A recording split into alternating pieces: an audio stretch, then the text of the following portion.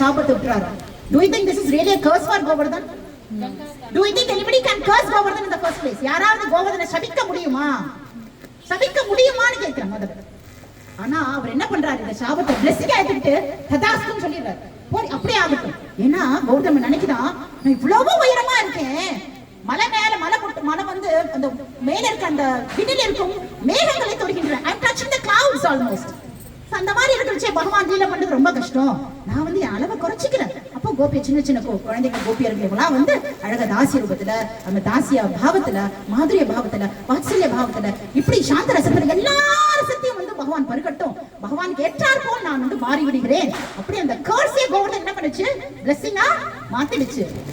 Still he is going inside. அதான் உண்மையான காரணம். ஆனா இப்ப என்ன காரணம்னா, கோவர்தன் இன்னும் மண்ணுக்கடியில புதைந்து கொண்டே இருக்கிறார். இன்னும் 10,000 வருஷம் வச்சு நம்ம எல்லாம் போனா Govardhan will be no more. Yamuna will be no more. யமுனாவும் Govardhan இருக்கிற வரைக்கும் கலியினுடைய ஆதிக்கம் குறைவா இருக்கும்னு சொல்லியிருக்கு வேதத்துல.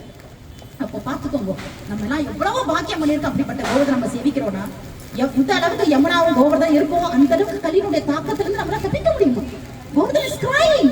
ஏன் கோவர்தன் இப்ப அழுதுனா, லீலையெல்லாம் முடிச்சுட்டு பகவான் கிளம்பி போயிட்டாரு, கோபியர் எல்லாம் கிளம்பி போயிட்டார், எல்லாரும் போயிட்டு இப்ப நான் மட்டும் இருந்து என்ன பிரோஜனம்? கோவர்தன் என்ன பண்றான், தற்கொலை செய்து கொள்ளும் அளவுக்கு போய்விட்டதான். மண்ணுக்கடியில புதைந்து கொண்டே இருக்கிறது.